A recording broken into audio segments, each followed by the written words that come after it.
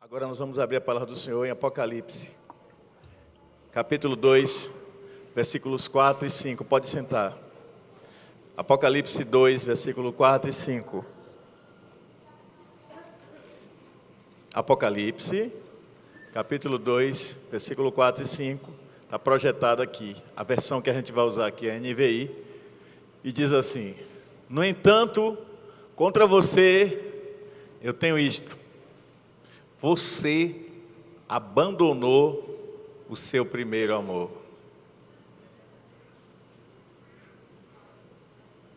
Portanto, lembre-se de onde caiu, arrependa-se e faça as obras que praticavam no princípio. E se não se arrepender, eu virei a você e tirarei o seu candelabro do lugar dele. Diga: que Deus nos abençoe. 7 igrejas da Ásia Menor, região que hoje é a Turquia, receberam cartas escritas pelo apóstolo João, enquanto estava em exílio por causa do Evangelho. Ele foi exilado, ele foi mandado para ficar em prisão. Naquele ambiente, podia circular na ilha, mas não podia sair de lá, porque pregava o Evangelho. Ele foi preso por causa do Evangelho de Cristo. João já era um homem idoso, de idade avançada. Pátimos era o nome da ilha, uma ilha inóspita, uma ilha sem nenhum atrativo, cheia de pedras, um lugar que não era ideal, principalmente para um homem naquela idade. Mas Deus tinha um propósito. Porque às vezes Deus permite que eu, você e outras pessoas estejamos em ambientes físicos, geográficos, ou em circunstâncias de vida que nos parece situação de desterro, de abandono, de esquecimento, de ausência de Deus. É muito fácil contemplar Deus quando tudo vai bem, quando a prosperidade está presente, não falta o pão de cada dia. Você tem tudo do bom e do melhor, tem seu carro, tem sua casa, tem seu emprego ou seu negócio. É muito bom e é muito fácil glorificar a Deus quando tudo vai assim. Mas e quando somos provados? Porque provado não é tentado. Tentação vem do diabo, tem o propósito de te derrubar, te levar ao fracasso. Mas a provação, ela vem com a permissão de Deus. E ela tem o único propósito é te fazer crescer na graça, no conhecimento, na intimidade, no compromisso, no fluir de Deus em sua vida. E João não estava naquela ilha por acaso. Assim como a Bíblia diz, no livro de Mateus 4, que o Espírito Santo levou Jesus ao deserto para ser tentado pelo diabo, e isso é forte, e a gente às vezes não consegue entender. Isso eu já preguei sobre isso, posso voltar a pregar outro dia de novo. Do mesmo modo, o Espírito Santo permitiu que os perseguidores levassem João àquela ilha. Então não reclame quando você estiver num ambiente físico ou numa circunstância de vida, talvez até você esteja vivendo isso agora, você que está acompanhando em casa, que você olha e só vê situação ruim. Aprenda a glorificar a Deus, a exaltar o nome do Senhor, até mesmo em meio às adversidades. Pois tudo coopera juntamente para o bem daqueles que amam a Deus e que são chamados segundo os seus propósitos. E João estava ali nessa ilha, o último dos apóstolos. Jesus tinha dito aos outros apóstolos, perguntaram: e ele, o que é que vai acontecer com ele? Porque ele era o mais jovem dos discípulos de Jesus, saindo da adolescência. E aí Jesus disse: que te importa, Pedro, se eu quero que ele viva até que eu volte? E pensaram que João não ia morrer. O que Jesus estava dizendo era exatamente isso, que João ia contemplar a volta do Senhor em visão. E a Bíblia diz que ele estava nessa ilha, ele recebeu uma visão de Deus, uma revelação. A palavra grega para revelação é apocalipse, porque vocês sabem que o Novo Testamento foi escrito em um grego antigo que não se fala mais hoje. O grego da Grécia de hoje é diferente do grego daquele tempo, mudou muito. Era chamado grego koiné, o grego popular, o grego do povão. E esse idioma, que sofreu mudanças, foi a língua escolhida para escrever o Novo Testamento. Por quê, pastor? Porque era o idioma mais falado do mundo, assim como o inglês hoje. Então, no grego, a palavra apocalipse não é destruição, não é fim do mundo. Destruição não. Apocalipse é revelação. E então, o livro do Apocalipse, ele revela as últimas coisas que vão acontecer. E algumas pessoas têm uma espécie de hiperfoco nas coisas ruins. Estou aprendendo essa palavra com meu filho, ele gosta muito de usar essa palavra. Tem um hiperfoco nas coisas ruins que o Apocalipse descreve. E se distrai nas bênçãos que o Apocalipse revela. Porque para cada tragédia que o Apocalipse aponta, ele tem uma solução de Deus. Ele deixa bem claro que os que permanecerem firmes e fiéis serão salvos, serão levados à presença do Senhor. Então você vira para o seu irmão assim, para não perder o hábito, né? Vire para o irmão que está do seu lado, oh, coisa boa, né? Essa prática, né? Vire para o irmão que está do seu lado e diga a ele assim: não tema, tudo que está acontecendo, Deus está no controle e Ele tem um propósito em todas as coisas. Quem crê nisso, diga amém. Então teve lá o bombardeio de Irã, a geopolítica global, os interesses econômicos dos Estados Unidos, da Rússia, da China, etc. E você fica gastando energia e perdendo tempo com esses camaradas que amanhã senta, assina acordo de paz, depois quebra o acordo de paz. Não perca seu tempo, não se distraia nem se desgaste com isso. O verdadeiro Senhor da história, que é Jesus, está no controle de tudo. E no momento certo Ele vai se manifestar e trazer todas as coisas para debaixo do seu controle. Então, tão somente procure conhecer a Deus, agradar o Senhor e viver uma vida de santidade, que é a separação do pecado, para viver um compromisso com Deus. Amém? E João estava ali. E aí o Espírito Santo, dentre outras coisas, deu a ele a ordem de escrever 7 cartas. Essas 7 cartas são motivo de controvérsia teológica. Uns dizem que elas representam 7 períodos da igreja.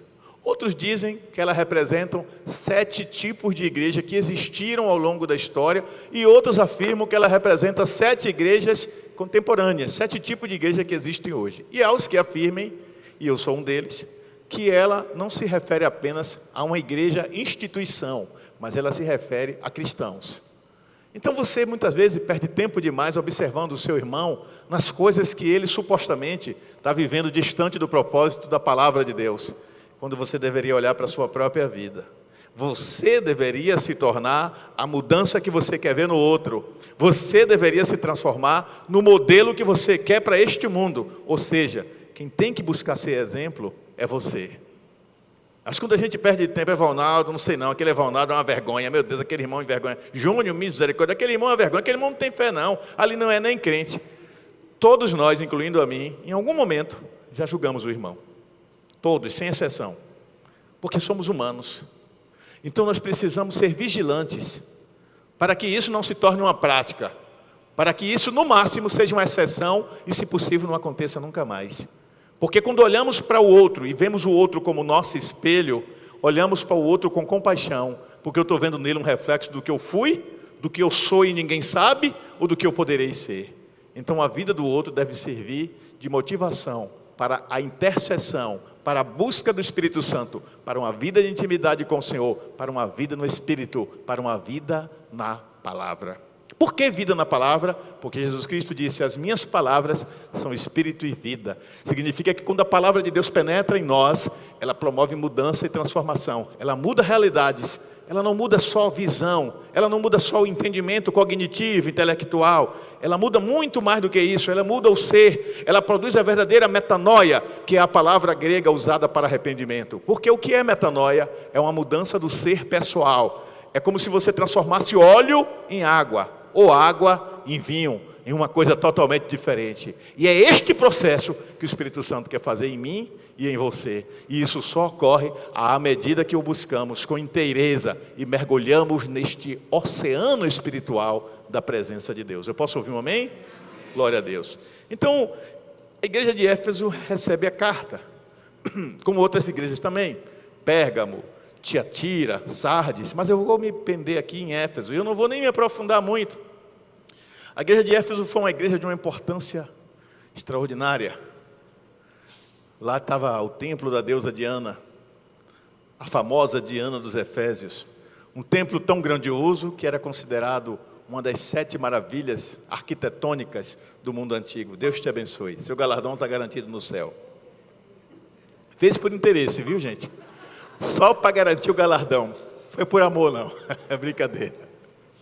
E então, a palavra do Senhor mostra claramente que esta igreja estava fundada numa cidade que era um centro de adoração a um ídolo. Era um dos maiores centros de adoração mundial. Milhares e milhares de pessoas faziam romaria todos os anos para aquela cidade para adorar a Diana, uma, entre aspas, deusa grega, deusa com D minúsculo. E ali havia os nichos que eram vendidos, miniaturas, com imagens, para que as pessoas pudessem levar para casa e fazer as suas preces em casa. Qualquer semelhança com os dias de hoje não é mera coincidência.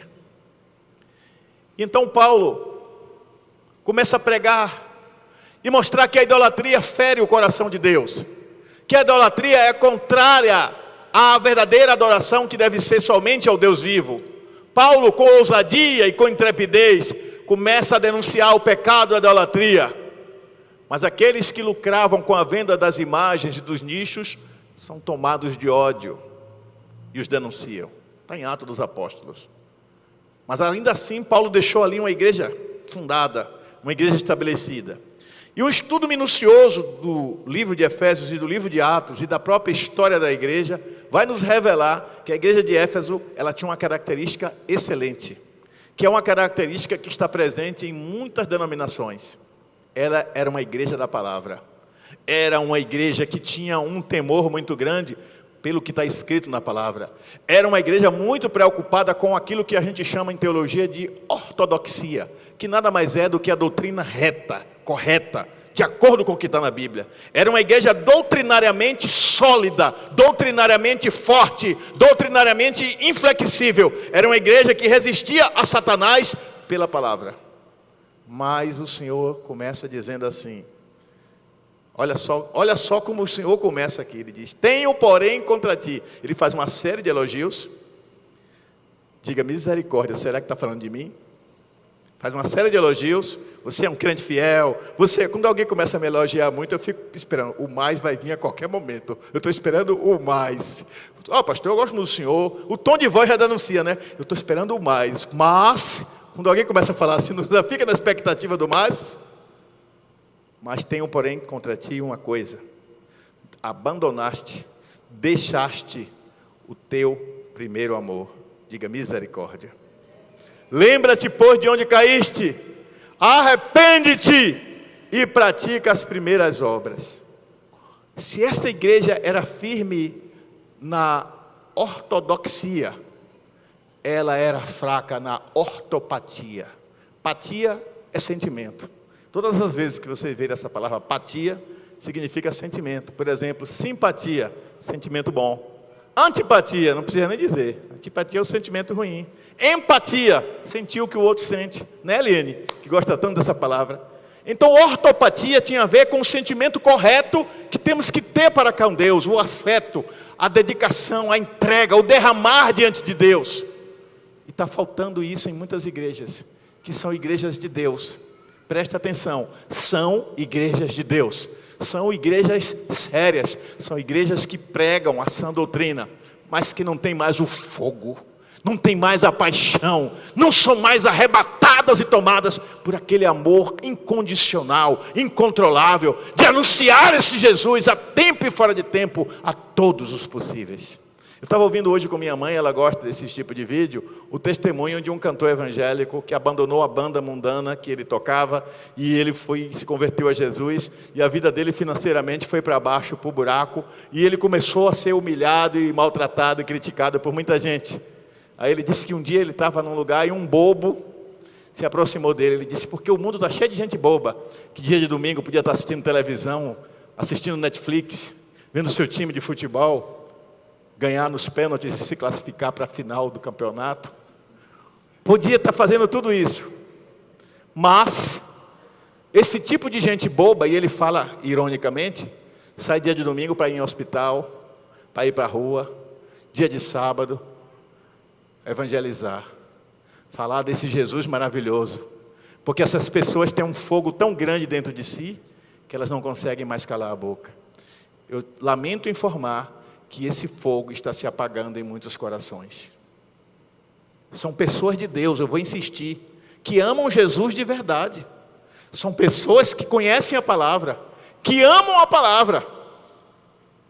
São pessoas honestas nos seus negócios, eficientes nos seus trabalhos, bons pais, bons esposos, boas esposas, bons filhos, socialmente irreprováveis, pessoas admiráveis, dignas de palmas, mas que não tem mais a paixão e o fogo por as almas, não tem mais a paixão e o fogo por Jesus, não tem mais aquele mover de urgência, de entender que se alguém que você ama morrer sem Cristo, morre sem salvação e o destino é o inferno. Porque o tempo vai criando uma espécie de mornidão, de acomodação, de comodismo, de busca da zona de conforto. Você ama seu pai? Você ama sua mãe? Ama seus filhos? Seus familiares? Ama aquele colega que trabalha com você, aquela colega que é gente boa, aquele colega de faculdade, de escola, de trabalho? Ama aquele vizinho, aquela vizinha que é gente boa? Então por que você fala com ele sobre tudo, mas não fala sobre Jesus? Por que você não senta uma hora e diz, olha, eu quero falar hoje com você sobre um assunto diferente? Eu não posso deixar de falar para você, nem que seja só essa vez. O que é? Eu quero falar sobre o destino eterno da alma humana. Ai meu Deus, lá vem você com conversa de crente. Exatamente, por favor, somos tão amigos, me separe um tempinho. E antes disso você jejuou, você orou, você buscou a face do Senhor, você pediu sabedoria, você pediu revestimento do alto, você pediu a direção do Espírito Santo, e você vai tremendo, com temor e tremor, na total dependência do Espírito Santo, e Deus te usa na vida daquele vizinho, daquele parente, daquele colega, daquele amigo, e sem você saber, a semente que você plantou, no tempo de Deus, ela vai dar o fruto. Sabe por quê? Porque a Bíblia diz a respeito de si mesma, que a palavra de Deus jamais tornará vazia. Então o que é que falta? Diga comigo, senso de propósito. Então eu queria ponderar com vocês algumas coisas. A primeira é a reflexão sobre o coração. Como é que vai a sua rotina? Quais são as suas distrações? O que é que o mundo tem colocado em você que tem afastado você de uma comunhão maior com Deus? Eu não estou falando de coisas pecaminosas. Eu recebi uma mensagem informando que o meu time, o Vitória, ganhou do Jacuipense nos pênaltis. É verdade. Empatou, ia ser eliminado, foi para os pênaltis e ganhou. Mas eu não fiquei em casa assistindo o jogo do Vitória e não botei outra pessoa para pregar em meu lugar para eu assistir o jogo do Vitória. Porque não é pecado assistir o jogo do seu time. Mas é pecado quando o seu time se torna mais importante do que Deus. Time é coisa desse mundo, vai passar. Falando sério. Seja você Vitória, Bahia, Flamengo, não importa, isso passa. Mas tem pessoas que entram numa vibe de fanatismo tão grande pelo time, que perde o foco. E a política é a mesma coisa. Eu sou de direita, eu sou de esquerda, eu sou Lula, eu sou Bolsonaro, eu sou contra os dois. E as pessoas entram numa vibe que de repente ela está mergulhada num cenário de ódio e de intolerância, só porque o outro pensa diferente dele, está num campo ideológico diferente dele. Vale para time de futebol, vale para tudo. Como lidar com isso? Eu só conheço uma forma. É quando você mergulha na presença. E mergulhar na presença é buscar o Senhor de todo o teu coração, de toda a tua força, de todo o entendimento, de todo o teu ser, para que o Espírito Santo verdadeiramente controle a tua mente, o teu pensamento, controle o teu coração, os teus sentimentos e controle as tuas ações e reações. Porque ações, eu sempre estou lembrando a vocês, ações são iniciativas nossas. Reações são decisões de como se comportar diante da iniciativa do outro. Então eu gosto do Daniel é meu irmão em Cristo, é meu amigo. Aí Daniel vira para mim e diz uma palavra que eu não gostei, me ofendeu. Foi iniciativa dele me ofender, não fui eu. Mas a maneira como eu vou reagir é decisão minha. Isso é tão sério, isso é tão profundo, que a palavra do Senhor diz, Renata, que se você vai levar a sua oferta e chega no pé do altar, você lembra que o seu irmão tem algo contra você, presta atenção, não é você contra ele, é ele contra você. Deixa a tua oferta no pé do altar, vai até o teu irmão, não é isso, Vanúbia? E reconcilia-te com ele. Mas, hein, Vitória? Foi a colega lá da escola que te ofendeu. Não foi você que ofendeu a ela, mas você é crente. É você que toma a iniciativa de ir até ela. O que foi que houve? Por que você disse aquilo? Olha, eu quero... Você tem que ser assertivo, firme, bem claro, bem firme. Olha, eu não gostei do que você disse, você me ofendeu, você me desonrou. Mas eu não vou deixar que o ódio tome conta do meu coração. Eu libero o perdão sobre a sua vida em nome de Jesus, mas eu deixo bem claro para você, eu não gostei do que você disse, eu não gostei do que você fez. Porque ser crente não é ser besta. Jesus nos salvou, mas não nos abestalhou. Glória a Deus mesmo, abestalhado é quem quer ser. Você tem que ser firme, assertivo, claro, tomar posição. Lembra da mensagem da semana passada? Quem perdeu, assista na internet. Você tem que ter posicionamento. Mas você não pode ser movido por ressentimento, por rancor, por mágoa, por desejo de vingança. Estão entendendo o que eu estou falando? Então, perceber o que nos distrai, é perceber o que nos afasta. Também reconhecer superficialidades na fé, que produzem a falta de intimidade com a palavra e a oração. Leia a Bíblia de qualquer jeito, ora de qualquer jeito. Obrigado, Deus. Cala a boca, menino. Senhor Jesus, nesta hora eu te chamo. Ô, menino, para com essa zoada. O seu momento com Deus é sagrado. É tão sagrado que Jesus manda você ir para um lugar, para o seu aposento, para um lugar secreto, fechar a porta e buscar a face do teu Deus. E o teu Deus, Thalisson, que te ouve em secreto, Ele te ouvirá e te recompensará. Significa, meu amigo Mateus, que nem sempre Deus vai dizer o que vai responder como eu quero, mas Ele sempre vai responder. Você tem que aprender a ver a manifestação de Deus nas coisas mínimas. Eu vou contar uma coisa e não vale dar risada. Eu tenho um hábito, de todas as vezes que eu estou no meio de uma rascada, eu faço uma pausa, vou para um cantinho assim e converso baixinho com Deus. Digo, Deus, eu confio muito em Ti, eu sei que é uma coisa tão pequena para o Senhor que é tão poderoso, mas me ajude isso. Lá em casa, por exemplo, ocasionalmente, é muito raro acontecer isso, mas às vezes eu não sei onde eu botei a chave do carro. É muito raro, não é, Nilson, acontecer isso? Hoje mesmo, eu ia buscar Felipe e eu saí procurando a chave do carro na casa toda, estava na mesa da cozinha. O único lugar onde eu não fui, eu procurei todos os quartos, todos os lugares. Aí quando eu já estava para desistir, eu disse, deixa eu começar do começo, eu vou lá para o fundo. Quando eu cheguei na cozinha, a chave está lá dizendo, eu estava aqui, rapaz, ele esperando. E eu sou assim, eu oro, Deus, onde é que está essa chave? E ontem, manhã perdeu, não foi manhã, sumiu a vasilha não, a bolsinha onde guarda os remédios dela, que ela toma todo dia, os remédios dela. São 6 remédios que a velha toma por dia. E é uma festa na hora de tomar esses remédios, chega os olhinhos dela brilham, para tomar os remédios dela. E aí, manhã, a bolsa de manhã criou perna, e sozinha, ela saiu de onde estava, rapaz. Eu estou até agora curioso para saber como foi aquilo. Ou então houve um arrebatamento de bolsa, entendeu? A bolsa foi arrebatada e apareceu no quarto. Aí a gente procurou essa bolsa e manhã agoniada, cadê a bolsa dos remédios? Ela já tinha tomado o remédio, mas ai de quem mexer na bolsinha dela. E aí, quando eu estava procurando, olhei embaixo da cama, em todo lugar. Aí eu disse assim, Deus, por favor, Senhor, me ajude a ver onde está essa bolsa. Quando eu olhei para o lado, ela estava em cima de uma caixa. Como ela foi parar na caixa, eu não sei. O pobre do Bento leva a culpa de coisa que ele não faz, né, Vitória? Pode ter sido eu distraído, pode ter sido Nilza distraída. Isso acontece, às vezes a gente distraído, sem perceber, a gente faz essas coisas. Então por que se agoniar? Se nas coisas mínimas você aprende a levar a Deus, eu contei essa história aparentemente insignificante, para dizer que se nas coisas mínimas você pode levar a Deus, imagine as grandes. Porque se você é fiel no pouco, Ele te colocará sobre o muito. E se você exercita buscá-lo nas pequenas coisas, você vai aprender a buscá-lo também nas grandes. Você vai aprender a tomar decisões, sempre buscando a orientação do Senhor. Semana passada eu recebi uma proposta financeira, para fazer um determinado procedimento aí, que ia ajudar uma pessoa. Eu disse, eu vou orar. Era uma proposta financeiramente vantajosa para mim. Eu ia faturar um dinheiro alto.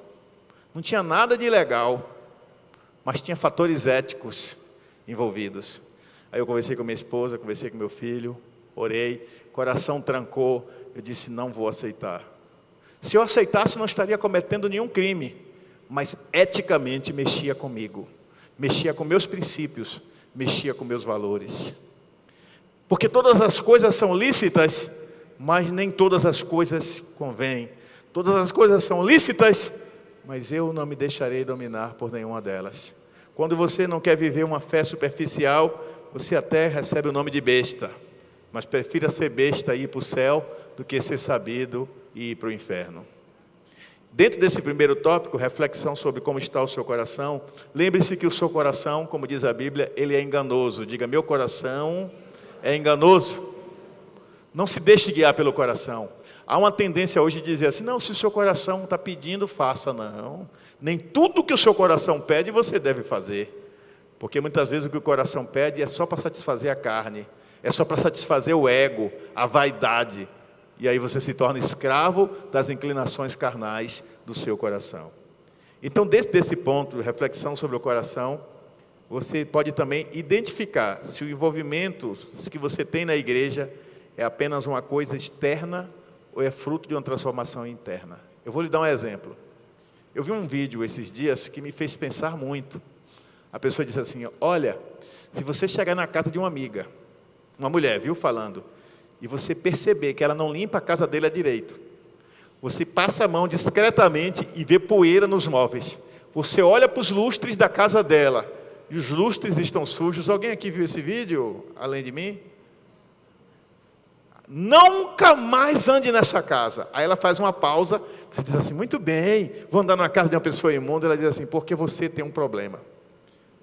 Você foi lá para ver a sua amiga, mas você está focando no que você acha que é defeito na vida dela. Entendeu? Entendeu? Quando você foca no que é defeito do outro, você não está buscando ter um relacionamento. Você está buscando encontrar falhas. E quando nos esforçamos demais para buscar as falhas do outro, estamos inconscientemente tentando negar as nossas próprias falhas. Mas quando ao invés disso, eu vejo a sujeira no vidro da mesa de centro do outro, e eu digo, tenho que tomar cuidado para não acontecer isso na minha casa, porque assim como eu estou vendo aqui, pode ser que alguém também esteja vendo lá em casa. Hoje minha mulher pegou a escada, subiu, passou a mão lá e disse assim, meu Deus, quanta sujeira. E quem conhece Nilza, sabe que essa daí tem mania de limpeza, essa daí não gosta de sujeira de jeito nenhum. Mas ela está sempre procurando onde é que precisa deixar mais limpo. E do mesmo modo que Nilza tem cuidado com a casa, toda dona de casa tem, devemos ter cuidado com a nossa vida espiritual. É isso que está no Salmo 139. Sonda, meu Deus, e vê se é em mim um caminho mau. Vê se tem alguma sujeira que eu preciso limpar. E a gente já sabe o que é que limpa, é a confissão. A confissão a Jesus. Porque o sangue de Jesus nos purifica de todo o pecado. Então, primeira coisa é identificar como está o seu coração. Jesus Cristo disse que onde tiver o seu coração, ali está o seu tesouro. Aquilo que é importante para você, que for relevante para você, é isso que vai determinar as suas prioridades aqui na terra. Precisamos voltar a nos reapaixonar por Jesus. Reapaixonar, arder em chamas, em fogo. Lembra do exemplo que eu dei a semana passada? De John Wesley, o famoso pregador da Inglaterra, que viveu há mais de 300 anos. E ele pregava e as multidões vinham, multidões. Era tanta gente, que tinha gente que ficava tão longe que não dava nem para ouvir direito o que ele falou. O que foi que ele falou? O que foi que ele falou? O povo tinha sede. Existia um avivalista inglês, um pregador inglês, muito famoso, chamado Whitefield. Ele pregava com tanta ousadia, que até os ateus iam ouvi-lo. E um dia encontraram um famoso ateu indo ouvir uma pregação dele. E perguntaram, para onde você está indo? Ele disse, eu estou indo ouvir o pregador Whitefield.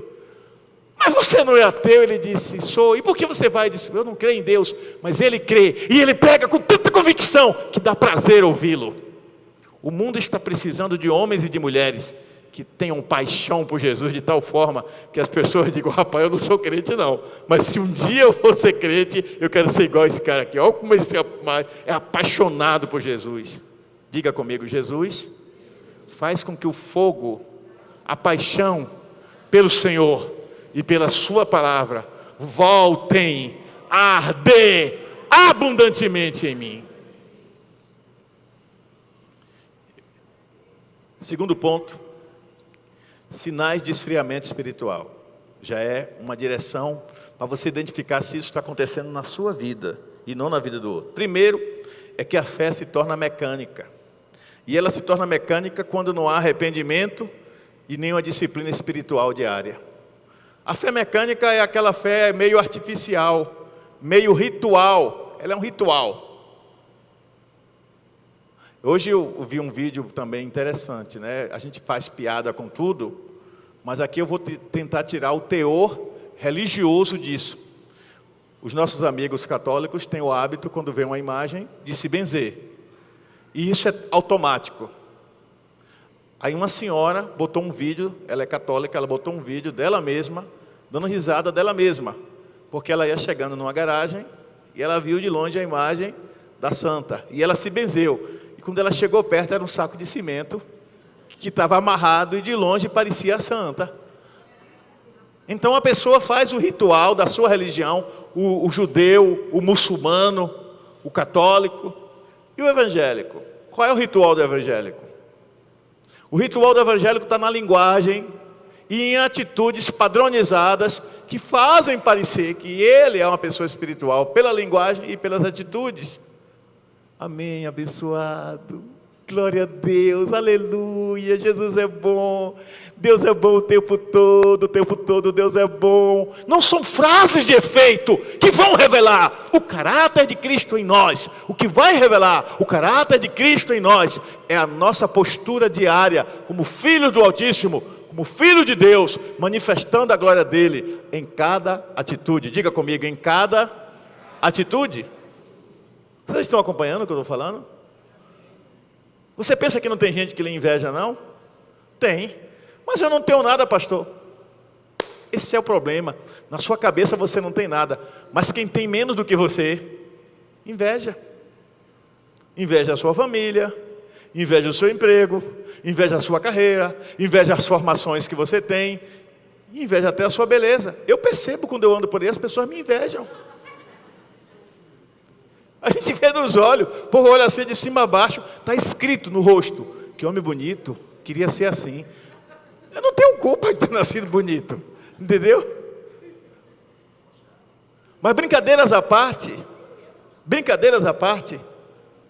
a inveja é latente naqueles que não vigiam, naqueles que estão mergulhados num sentimento de alto fracasso, e que precisa olhar para o outro e cobiçar o que o outro tem para se sentir alguém.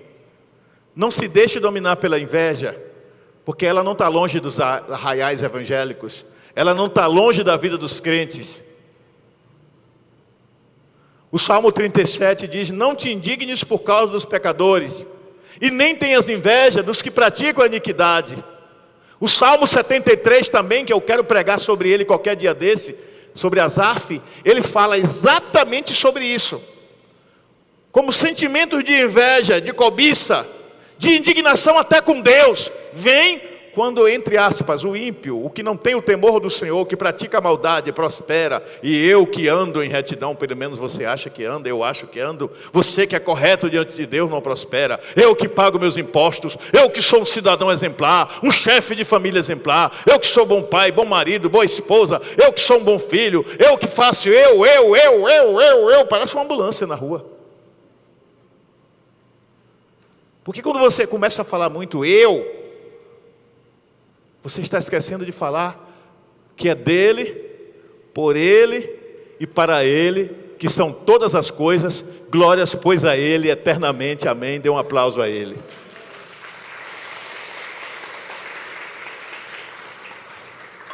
É por ele que eu estou vivo, é para ele que eu existo, é por causa dele que eu estou aqui.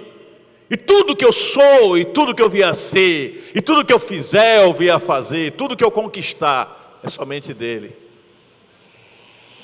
Paulo entendeu isso. Escrevendo aos Romanos, ele diz: ó profundidade das riquezas, e da sabedoria, e do conhecimento que Deus, pois quem primeiro deu a ele, para que depois recebesse, porque dele, por ele, para ele, são todas as coisas, glórias pois a ele eternamente, amém. Enquanto esse entendimento espiritual, não apenas intelectual, porque o versículo todo mundo conhece, mas enquanto isso não se torna uma verdade espiritual dentro da nossa alma, nós somos tentados a pensarmos com a mente do mundo. E eu sempre tenho batido na tecla que nós precisamos pensar com a mente de Cristo, a mente ungida pelo Senhor, a mente ungida pela palavra, a mente que é guiada pelo Espírito Santo, a mente que não enxerga a realidade com os olhos que o mundo vê, mas com a visão espiritual, com a visão de Jesus. Eu posso ouvir um amém? Glória a Deus. Então, dentro desse segundo tópico, de sinais de esfriamento, primeiro vem a fé mecânica, depois vem a busca pelo conforto. Ficam procurando igrejas com mensagens motivacionais, procurando pregadores que fazem você se sentir bem, evitar pregadores que fazem confrontação do pecado, que diz assim: olha, irmão, você está fazendo isso, isso é pecado. Eu prefiro perder a ovelha do que deixar de confrontar em amor. Mas você não me vê chegar aqui no púlpito, apontar para o irmão A, B ou C: Claudinha, você está em pecado. Não. Se eu vejo que tem algo na vida de Claudinha e eu tenho indícios de que é verdade, eu chamo Claudinha em particular: Claudinha, eu tenho indícios aqui de que está acontecendo isso. O que a irmã tem a dizer sobre isso? Quero orar com você, quero te ajudar. Quando é um assunto que está afetando toda a comunidade, a gente prega em geral sem nominar. Porque o papel de um pregador, de um pastor, de um poimenas, que é a palavra grega para pastor, que significa o guia do rebanho, aquele que vai à frente do rebanho, mas que não é dono do rebanho. O dono do rebanho é Ele, Jesus Cristo de Nazaré. Quando você entende isso, você não tem que envergonhar. Já é peso para o irmão lutar contra o pecado e não ter força para vencer. Mas quando você chama em amor, como eu tenho feito com vários aqui, em particular, confronta na palavra, em amor, não para envergonhar, mas para dizer: o caminho não é por aqui, é por aqui, você ganhou um amigo para a vida toda. Porque se eu percebo que meu irmão Thales está tratando mal a esposa dele, ou vice-versa, e eu chamo em particular e digo: olha, não faça isso não, a palavra de Deus diz assim, assim, assim, assim. Eu estou te chamando aqui em particular porque isso só diz respeito a nós. Eu sou seu pastor, não sou aquele detrator que vai expor você. Ganha o respeito ou não ganha? Ganha, porque chamou em particular, não é verdade? Na palavra, em amor. Você vai para casa e vai pensar, vai refletir no que ouviu. Porque você que tem que dar lugar ao Espírito Santo, não é o pastor, é você. O pastor é o orientador, mas a decisão é sua. A Bíblia diz, no capítulo 15, versículo 24 de Josué, que Josué chamou todo o povo de Israel, depois que eles entraram, ocuparam a terra, expulsaram os cananeus. Josué chamou a todos e disse assim: olha, escolhais a quem sirvais, se aos deuses dos amorreus, dos jebuseus, dos ferezeus, dos povos que habitavam essa terra, ou ao Deus de Israel, porque eu e a minha casa já fizemos a nossa escolha, nós serviremos ao Senhor. O povo, depois que ocupou a terra, começou a adorar os deuses pagãos. E muitas pessoas, quando chegam na zona de conforto, é desse conforto que eu falo: prosperidade financeira, aceitação popular, novas amizades, novos nichos para frequentar, lugares para ir, condição social melhor. Tem pessoas que nem na igreja pisam o pé mais. E quando você pergunta: o que é que está havendo? Não, qualquer hora dessa eu apareço lá. Você não está fazendo favor nenhum em vir à igreja. A igreja não precisa do favor da sua presença. Deus não precisa do favor da sua presença. Deus não precisa do favor da sua oferta. Deus não precisa do favor da sua fidelidade. Ele é dono do ouro e da prata. Aprenda isso. É você que precisa de Deus, e não Deus que precisa de você. Deus preferiu contar conosco, mas Ele está acima de todos nós. E quando esse sentimento de conforto, de que eu estou bem agora, toma conta do coração, a gente já não faz mais o que a palavra diz, a gente já não faz mais o que o Espírito orienta, a gente faz o que é conveniente. E é por isso que a Bíblia diz que amontoarão para si doutores e pastores conforme a sua conveniência, para dizer as coisas que agradam ao ouvido. Eu vou naquela igreja porque o pastor dali, ele levanta a gente, ele bota a gente para frente, ele faz a gente se sentir importante, poderoso e especial. Onde é que está escrito na Bíblia? O pastor não é para fazer ninguém se sentir mal nem bem, o pastor é para pregar a palavra. E muitas vezes, quando pregamos arrependimento, confrontamos o pecado. E quando confrontamos o pecado, mexemos nas feridas. E quando mexemos nas feridas, incomodamos. Deus chamou o profeta Jonas. Em nenhum lugar da Bíblia está escrito que ele não era profeta. Em nenhum lugar da Bíblia está escrito que ele não era homem de Deus. Ele era homem de Deus e era profeta, mas ele era homem. O fato de você ser uma pessoa que tem dons e talentos não torna você especial. Torna você uma pessoa com dons e talentos, mas continua um ser humano. E se não vigiar, pode cair. Seja você pastor, presbítero, diácono, seja você o que for. E muita gente não está entendendo isso. Jonas pega o navio, Deus diz: vai para lá, ele vai para cá. Mas Deus é misericordioso, ele é engolido pelo peixe, o peixe o vomita, ele vai e caminha pelo deserto, chega a Nínive, prega, o povo se arrepende, e ele ainda fica incomodado, porque o povo de Nínive se arrependeu, porque ele queria que o povo de Nínive era destruído, porque muitas vezes nós queremos colocar a nossa visão particular acima da visão de Deus, mas a visão de Deus está acima da nossa, e ela sempre será superior. Quem crê nisso, diga amém. E ainda dentro desse tópico, a outra coisa é a dependência de tradições. Hoje está preso a líderes que não têm compromisso pessoal com Cristo. Tem pessoas que são tão ligadas a outras pessoas, que quando acontecem coisas desagradáveis e aquelas pessoas saem, elas vão juntas. Porque elas não têm aliança nem com a igreja, nem com Cristo, ela tem aliança com aquela pessoa. Eu quero dizer que o teu compromisso primeiro é com Jesus Cristo. Você pode e deve amar seu irmão e gostar dele, mas a sua aliança é com ele. Se ele quer tomar um outro direcionamento na vida dele, é problema dele. Cada indivíduo é responsável pelas suas próprias escolhas, para o bem ou para o mal. Eu conheci um líder, que foi da nossa igreja, deixa para lá quem é. Ele não é pastor, não é presbítero, não é nada, ele só era membro. Foi membro aqui, depois Moacir foi para o centro, ele ficou com Moacir um tempo. E esse líder, ele saiu da igreja e levou um monte de gente com ele, levou umas 30 pessoas com ele. Hoje ele congrega em uma outra igreja, em uma outra cidade. E muitos dos que ele tirou da nossa igreja, porque ele falava mal do pastor, falava mal da nossa igreja, muitos estão no mundão praticando todo tipo de pecaminosidade. E ele não se sente culpado. Foi escolha das pessoas, de fato, foi escolha das pessoas, mas Deus vai cobrar dele. Porque muitas pessoas, quando estão revoltadas com a liderança ou com a estrutura, elas querem punir, vou tirar o maior número de pessoas dali, ele vai ver. Onde é que Jesus Cristo está presente nisso? E isso está crescendo nas igrejas. E eu não tenho nenhuma hesitação em dizer o que eu vou afirmar. Satanás está no comando disso. E se Satanás está soprando isso na vida de alguém, repreenda em nome de Jesus. Dependência de tradições muitas vezes está preso à estrutura da denominação, ao modo de pensar da denominação, ao modo de pensar da liderança, e não vê que Deus quer algo novo para a sua vida. Parece contraditório com o que eu falei, mas não é. Deus quer que você ouse romper e ir além. Deus quer te levar a níveis de conquista muito maiores do que você pode imaginar. A conquista no reino de Deus não tem a ver com estrutura, gente. Esse negócio de igreja batista, igreja presbiteriana, igreja católica, igreja evangélica, tal, Assembleia de Deus, metodista, isso foi criação humana. Quando Jesus Cristo esteve aqui na terra, ele não disse, eu estou criando a igreja batista, ele disse, a minha igreja, igreja eclesia quer dizer ajuntamento, reunião, congregação, onde tem 2 ou 3 reunidos, disse Jesus, estou no meio deles. Então igreja é a união de 2 ou mais pessoas em torno do nome de Jesus, para servi-lo, amá-lo, adorá-lo e proclamar o seu evangelho.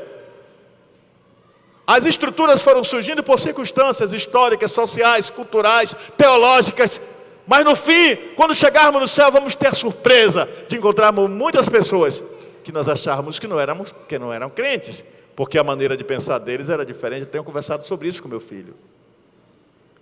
Então, se tem aquela igreja do Rodopio Santo, e na igreja do Rodopio Santo está salvando um bocado de macumbeiro, que está se convertendo lá, é com Jesus e com eles.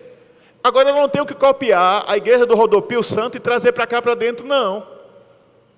Vocês estão entendendo o que eu estou falando? Quem vai julgar a igreja do Rodopio Santo é o Senhor da igreja. Eu posso até apontar aspectos teológicos do que a igreja do Rodopio Santo está errada. Agora, quanto à salvação, quem vai julgar é o Senhor. Isso é tão sério, que o apóstolo Paulo tomou conhecimento que na igreja de Corinto, tinha um homem tendo intimidades com a mulher do próprio pai, a madrasta possivelmente. E aí Paulo diz assim, que o corpo deste homem seja entregue a Satanás, junto o meu espírito com o vosso, para que o espírito seja julgado no dia do Senhor. Olha que coisa interessante, Paulo está dizendo que o corpo dele vai ser julgado pela igreja, mas o espírito vai ser julgado por Deus. Jesus Cristo chegou a dizer algumas falas enigmáticas, como por exemplo, em verdade vos digo que prostitutas e pecadores, esse povo de vida mundana, antecederão a muito de vós no reino dos céus. Ele está querendo dizer que muita gente vai se converter no último suspiro, mas vai ser salvo. O ladrão na cruz se converteu no último suspiro, mas foi salvo. Saia da zona de conforto, de achar que você só pode pregar o Evangelho seletivamente para quem merece. Sabe quem é que merece o Evangelho? Ninguém merece, ninguém. Mas a graça de Deus, o amor de Deus, a compaixão de Deus, alcança a todos que creem nele, em qualquer lugar, em qualquer tempo. Quem crê nisso, diga amém. É por isso que eu, o pior dos pecadores, eu posso falar de mim, né? Não sei dos outros. Jesus teve compaixão de mim e me alcançou. Porque o pior dos pecadores de todos aqui, na minha opinião, sou eu. Porque eu não sei dos pecados de vocês, mas dos meus eu sei. E você pode dizer o mesmo de si próprio. Porque o amor de Deus foi o que te alcançou, não é verdade? Foi o amor de Deus que te tocou e te transformou. Então você sabe de você, você não sabe do outro. Você acha que sabe, mas só quem sabe de verdade é Deus, não é verdade? Terceiro e último lugar. Diante de tudo que foi exposto, sendo hoje o culto da ceia, que fala da comunhão com o Senhor Jesus e com a sua palavra, somos chamados a uma renovação. Diga, chamados a uma renovação. E como é que isso se processa? Como é que acontece essa renovação? Primeiro, uma introspecção, pensar dentro de si mesmo, uma autorreflexão que nos leve ao arrependimento. E o que é arrependimento? Reconhecer as nossas falhas, nossos pecados, nossas faltas para com Deus e voltar-se para a palavra. Não vai acontecer isso sem renúncia. E essa renúncia só ocorre quando eu admito, eu sou pecador. Jesus disse que 2 homens estavam orando no templo, na escadaria do templo. O primeiro se exaltou, era um fariseu, e ainda olhou para trás e humilhou o outro que era publicano. O publicano bateu no peito e disse, tem compaixão de mim, porque eu sou pecador. E foi embora. E Jesus Cristo disse que quem voltou para casa justificado, não foi o fariseu que fez uma oração longa, se gabando do que ele fazia para Deus. Quem voltou justificado foi o publicano, que bateu no peito, confessou que era pecador e pediu o perdão de Deus. É isso que Deus quer. Homens e mulheres que cheguem diante dele e se humilhem. Oh, meu Deus, me perdoe. Eu não fui um bom marido essa semana. Eu não fui uma boa esposa essa semana. Eu não fui um bom pai essa semana. Eu não fui um bom amigo essa semana. Eu fui grosso com fulano, eu vou pedir perdão a ele. Eu tratei fulano assim. Porque todo mundo tem um dia ruim. Todo mundo, faz parte da nossa natureza humana. A grandeza não está em você nunca errar. A grandeza está em quando toma consciência disso, confessar que errou e pedir perdão. E quem convence um irmão do pecado, cobre uma multidão de pecados e livra uma alma da condenação do inferno. Dentro desse tópico, eu disse que são 3 coisas. A outra coisa é reavivar a fé pelo partir do pão da comunhão, pelo cálice que gera o sacrifício em amor ao outro. Primeira carta de João, capítulo 3, versículo 16, diz que a maior prova de amor é dar a vida pelo irmão. Aqui estamos falando de relacionamento entre pessoas. Quando foi a última vez, olha para mim, por favor, estou terminando. Quando foi a última vez que você saiu da sua casa, sem a pessoa pedir, sem ser para fazer média, sem ser para ser visto e aplaudido, sem ser por qualquer outra motivação que não seja o amor cristão? Quando foi a última vez que você saiu de casa, movido pelo amor cristão, e disse, vou fazer uma visita ali à minha irmã Abigail, para ver como é que ela está. Aí chega lá, Abigail está bem, não está com problema nenhum, está tudo bem na vida dela. Mas a Abigail fica numa alegria tão grande. E o que foi que aconteceu, Deco e Vanúbia? Que vocês vieram aqui hoje? Não, nós estamos de vez em quando separando um tempo para visitar os nossos irmãos. E a gente lembrou de você, Abigail. Você é viúva, você é uma mulher que enfrenta tantas lutas. Viemos aqui passar um momento com você. Agora mande, nos dias de hoje a vida é tão corrida, mande uma mensagem, ligue, pergunte se pode ir naquele horário. Às vezes a pessoa não está em casa, mas ela vai ficar feliz. Essa relação interpessoal está no livro de Atos, capítulo 2, de 42 a 47. A Bíblia diz que todos os dias os irmãos iam na casa uns dos outros, não é isso? Partia o pão. Você sabe o famoso junta-panela que a gente fazia quando a igreja era lá atrás? Quem lembra? Quem foi dessa época? Você foi, né, filha? Você é novinha, começou cedo. Lembra a gracinha do junta-panela? Eu quero incentivar vocês a fazer o junta-panela. O que é junta-panela, pastor? Evonaldo não, que Evonaldo, família tem restaurante, não vou nem botar Evonaldo. Júnior, tudo bem, tudo bem. Eu vi na internet que você tem uma churrasqueira aí na sua casa. Você nunca me chamou para comer um churrasco. Só fica postando as fotos dos peixes e tudo. Seu egoísta, que não divide nada com ninguém. Brincadeira que eu não vou fazer isso com o irmão. Mas eu chego para Felipe, Vitória, que são minha nora e meu filho, e digo, olha, vamos comprar uma carne. Já acertei com o Júnior, com a Ana Hilda. Nós vamos assar uma carne lá na churrasqueira deles. E nós vamos entrar com o carvão.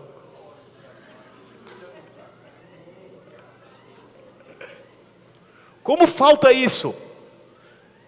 Essa relação interpessoal, essa comunhão, essa alegria. Fiz uma viagem com meu irmão Carlos Wagner, lá para o sítio do pai dele. Não foi maravilhoso, Carlos? Foi bom demais. A chuva tomou conta lá, né? Está transbordando água lá, eu vi na internet. É um lugar lindo. Agora é muito seco, mas choveu e tem água para todo lado lá. Acho que tem água por uns 2 anos, né? É Poço de Fora o nome do lugar. Quando foi a última vez que você chegou para a irmã Nelma e disse, ô irmã Nelma, que bom, a senhora fez falta. Ela passou 2 meses, não foi, irmã? Em Rui Barbosa. Quem sentiu falta da irmã Nelma? Quem é a irmã Nelma? Diga, o sangue de Jesus tem poder. Você ainda pergunta quem é a irmã Nelma. Levante aí, irmã Nelma. Esta senhora que você só vê sorrindo o tempo todo, ela cola um esparadrapo transparente aqui e outra aqui. É por isso que ela vive sorrindo o tempo todo. Essa mulher é uma mulher de lutas. É uma sofredora. Passou por dificuldades que eu não vou expor aqui na frente do que se trata. E muita gente aqui da igreja sabe, ela tinha todos os motivos para não ser nem crente mais. Para ser uma mulher rancorosa, amargurada, culpar Deus por tudo que de ruim lhe aconteceu. Mas ela está sempre aqui sorrindo. E cadê Nelci? Está aqui? Nelci. Nelci não veio hoje não? Não desviou não? Brincadeira, irmã Nelci, que a senhora vai assistir isso depois. Irmã Nelci, que ficou viúva 2 ou foi 3 vezes. Que perdeu a filha, assassinada de uma maneira covarde. Tinha todos os motivos para ser uma mulher rancorosa. É uma das mulheres mais fervorosas que tem nessa igreja. Faz parte do círculo de oração da igreja. É uma intercessora, uma guerreira da fé. Um exemplo de crente. E eu poderia passar o resto da noite citando pessoas aqui que enfrentam problemas pessoais, problemas familiares, problemas de saúde, problemas financeiros, mas que não desistem de Jesus por nada. Glória a Deus por a vida dessas pessoas. Continuem sendo assim. Mas eu quero desafiar você que perdeu esse primeiro amor a se arrepender da sua frieza.